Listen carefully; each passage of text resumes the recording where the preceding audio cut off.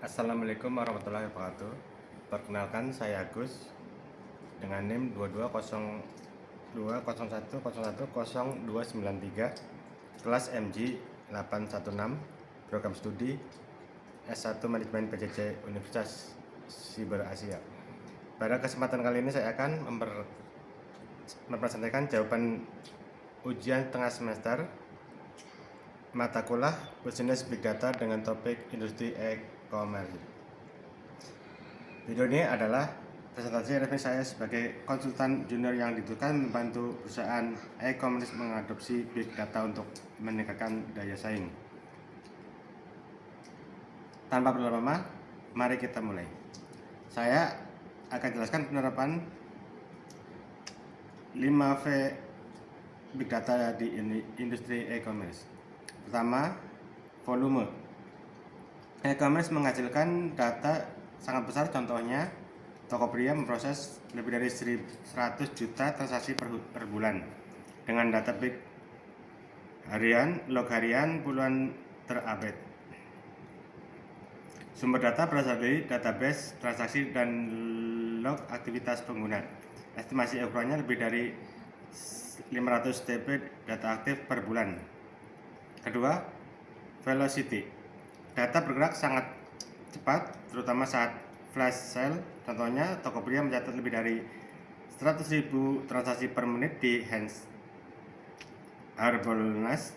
Sumber data dari streaming transaksi via Kafka dan event dan aplikasi mobile literasi yang dibutuhkan di bawah 100 milidetik untuk rekomendasi produk. Ketiga, variety.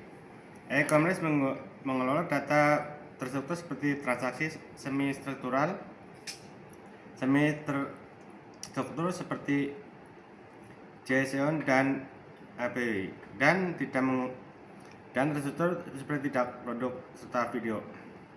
Sumber data dari database relational dan objek string. Keempat, veracity. Larutan data sangat penting untuk contoh nyata. Tokopedia mendeteksi ulasan palsu menggunakan machine learning. Sumber data dari ulasan rating yang perlu divalidasi sekitar 10-60%. Kelima, value. Data harus menghasilkan nilai bisnis, contoh rekomendasi produk Tokopedia menggunakan konversi hingga 30%. Sumber data dari description dan histori pembelian. Dua perusahaan nyata di Indonesia, Tokopedia dan Shopee. Sesi 2. Perbedaan Big Data vs BI. Alur ETL menuju data warehouse oleh brand BI. Pertama, ekstrak data dari database rasional Big Lover, API Seller, Raymond Gateway. Kedua, transform. Ketiga, load. Keempat, olah. Kelima, BI dashboard menggunakan database atau BI untuk visualisasi. 3 metrik utama dashboard e-commerce. 1. Conversion rate per kategori produk.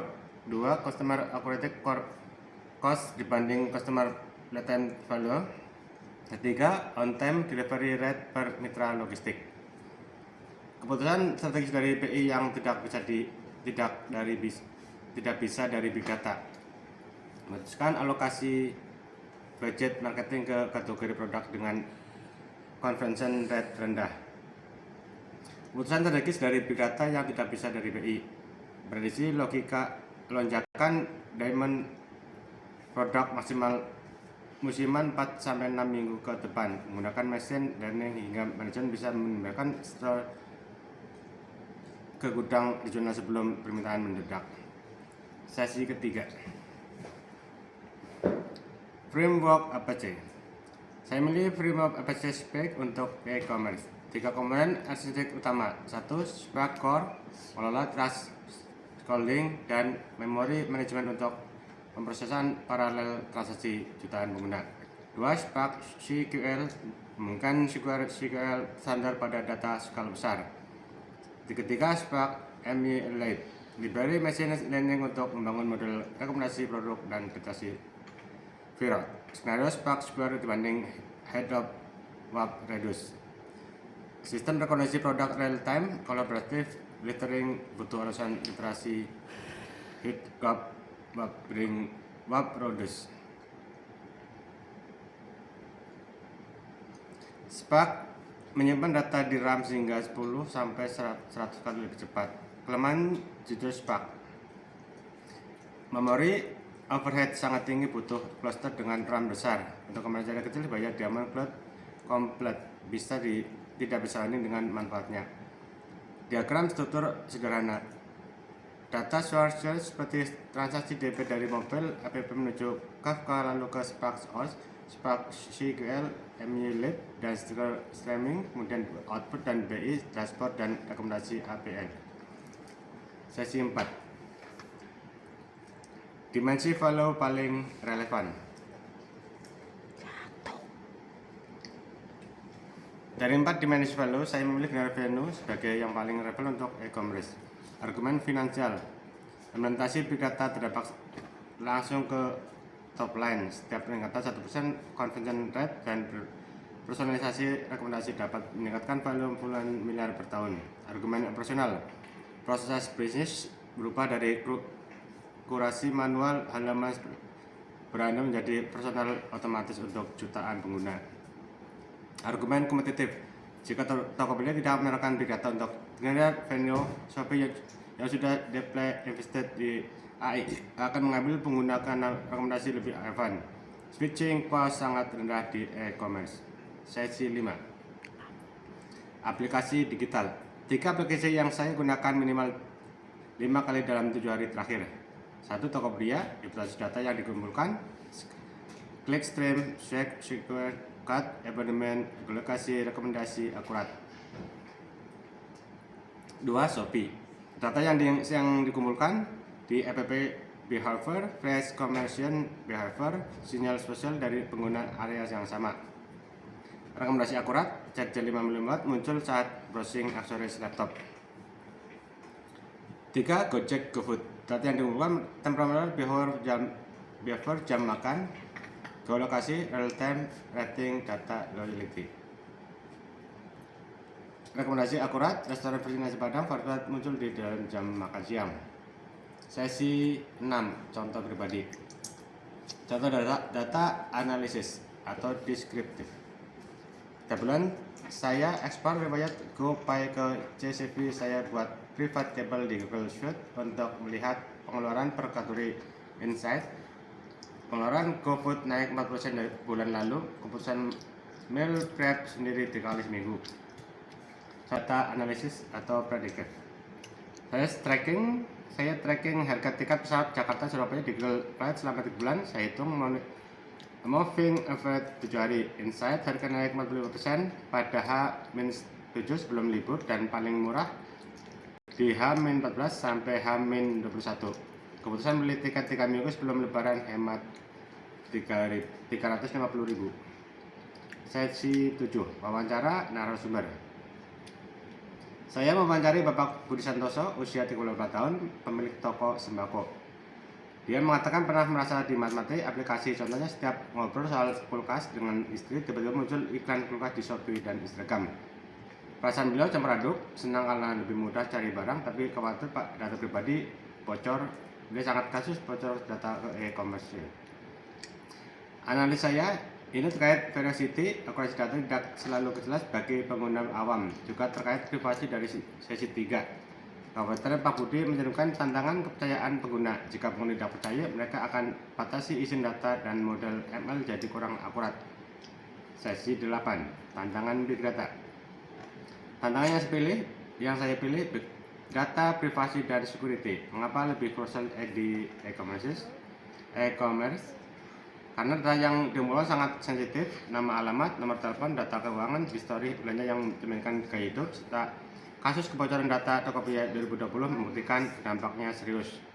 2 solusi konkret di luar modul. 1. Federated Learning, modul ML dilatih di perangkat pengguna, data tidak dikirim ke server, estimasi biaya 2-5 miliar rupiah, waktu 12-18 bulan. 2. Diferensial privasi, menambahkan noise matematis di database sehingga tidak bisa diidentifikasi ke individu. Estimasi biaya 500 juta sampai 1,5 miliar, waktu 6 sampai 9 bulan. Sesi 9, proposal. Terakhir, saya presentasikan proposal untuk big data baru bernama Smart Ranking AI. Tagline, stok tepat, tidak pernah kehabisan, tidak pernah berlebihan. Problem statement, 67% seller e-commerce Indonesia pernah kehabisan stok, 45% pernah kelebihan stok, dan dalam 6 bulan. Akibatnya kehilangan penjualan dan modal kerja tersimpan di inventory. Solusi, platform C5 SES yang berdasarkan kebutuhan stok 14-30 hari ke depan, mempertimbangkan data histori penjualan, tren pencairan, kalender, event, cuaca, dan sinyal modul sosial, terintegrasi dengan Tokopedia dan Shopee Seller API. Sumber data, transaksi histori per SKU, stok real time, Google Trend, data cuaca BMKG, trending, dan TikTok. Value proposal dengan sistem angka, general value yang sampai 15 juta per bulan per seller. Reduce cost, 3 reduce market, 4 increase customer. Resiko dan mitigasi, technical, strat produk baru, flashback ke data produk serupa. Bisnis, seller tidak percaya AI, etis, kebocoran data seller, enkripsi, end-to-end, dan komplain PDPA. Roadmap 12 bulan. 1-2, discovery dan integrasi API. 3-4, development model. 5-6, baseline dengan 5.000 seller. 7-5, scale up dengan tambahan data, cuaca, dan TikTok. Bulan 10-12, monetisasi dengan target 150.000 seller aktif. Penutup. Demikian presentasi saya mengenai penerapan big data di industri e-commerce, mulai dari 5V, perbedaan dengan BI, framework, aplikasi Spark, dimensi value, analisis aplikasi pribadi, wawancara narasumber, tantangan privasi, hingga proposal Smart Ranking AI. Saya ucapkan terima kasih kepada Bapak Faisal Asisi Nurul Haq, Eskom MMSI. Wassalamualaikum warahmatullahi wabarakatuh.